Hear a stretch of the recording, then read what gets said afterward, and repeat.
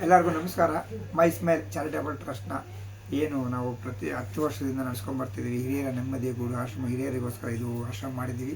ಇದು ಸಾಹಸ ಸಿಂಹ ವಿಷ್ಣು ಸರ್ ಅವರ ಸವಿ ನೆನಪಿನಲ್ಲಿ ನಡೆಸ್ತಾ ಇರೋದು ಪ್ರತಿಯೊಂದು ಕಾರ್ಯಕ್ರಮ.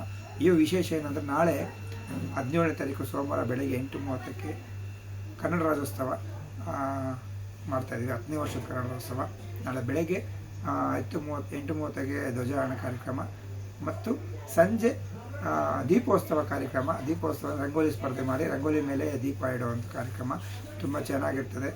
ಲಿಂಗವನ್ನು ಪ್ರತಿಷ್ಠಾಪನೆ ಮಾಡ್ತೀವಿ. ಅದರಲ್ಲಿ ನೃತ್ಯ ಸಂಯೋಜನೆ ಕಾರ್ಯಕ್ರಮ ಇರ್ತದೆ, ಸಾಂಸ್ಕೃತಿಕ ಕಾರ್ಯಕ್ರಮ ಇರುತ್ತೆ.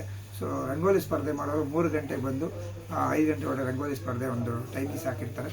ಆಮೇಲೆ ಇದನ್ನೆಲ್ಲ ಅಧ್ಯಕ್ಷತೆ ವಹಿಸ್ತಿರೋದು ನಮ್ಮ ನೆಚ್ಚಿನ ನಾಯಕರಾದ ಸನ್ಮಾನ್ಯ ಶ್ರೀ SR ವಿಶ್ವನಾಥ್ ಸರ್ ಮತ್ತು ಡಾಕ್ಟರ್ ವಾಣಿಶ್ರೀ ವಿಶ್ವನಾಥ್ ಮೇಡಮ್ ಅವರು ಮತ್ತು ಅಲೋಕ್ ಸರ್ ಕೂಡ ಬರ್ತಿದ್ದಾರೆ.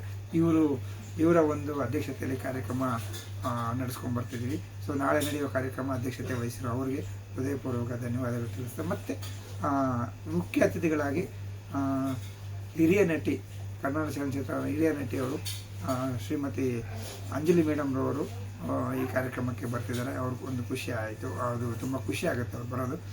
ಈ ಎಲ್ಲ ಕಾರ್ಯಕ್ರಮಕ್ಕೆ ನೀವೆಲ್ಲರೂ ಬಂದು ಈ ಕಾರ್ಯಕ್ರಮ ಯಶಸ್ವಿ ಮಾಡಿಕೊಡ್ಬೇಕು.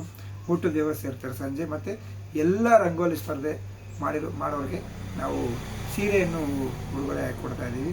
ಮತ್ತು ಒಂದು ಮೂರು ಜನಕ್ಕೆ ಪ್ರಧಾನ ಒಂದು ಪ್ರಶಸ್ತಿ ಅಂತ ಕೊಡ್ತಾಯಿದ್ದೀವಿ. ಸೊ ಇದೆಲ್ಲ ಇರುತ್ತೆ. ಎಲ್ಲರೂ ಯಲಹಂಕ ಭಾಗದಲ್ಲಿ ಇರ್ಬೋದು, ಮಾತನಾಡ ಭಾಗದಲ್ಲಿ, ಇನ್ನು ದೂರದ ಇರೋರು ಯಾರು ಬೇಕಾದ್ರೂ ಬಂದು ಇಲ್ಲಿ ರಂಗೋಲಿ ಸ್ಪರ್ಧೆಯನ್ನು ಭಾಗವಹಿಸ್ಬೋದು. ಎಲ್ಲ 5 ಗಂಟೆಗೆ ಇಲ್ಲಿ ಇರಬೇಕು ಅಂತ ಕೇಳ್ಕೊತಾ ಇದ್ದೀನಿ. ಯಲಹಂಕದಲ್ಲಿ ಮಾರುತಿ ನಗರ 24ನೇ ಕ್ರಾಸು ಮೈ ಸ್ಮೈಲ್ ಚಾರಿಟೇಬಲ್ ಟ್ರಸ್ಟ್ ಹಿರಿಯರ ನೆಮ್ಮದಿಯ ಗೂಡು ಆಶ್ರಮ. ಎಲ್ಲರೂ ಬಂದು ಈ ಕಾರ್ಯಕ್ರಮ ಯಶಸ್ವಿ ಮಾಡ್ಕೊಬೇಕು ಅಂತ ಕೇಳ್ಕೊತಾ ಇದ್ದೀನಿ. ನಮಸ್ಕಾರ.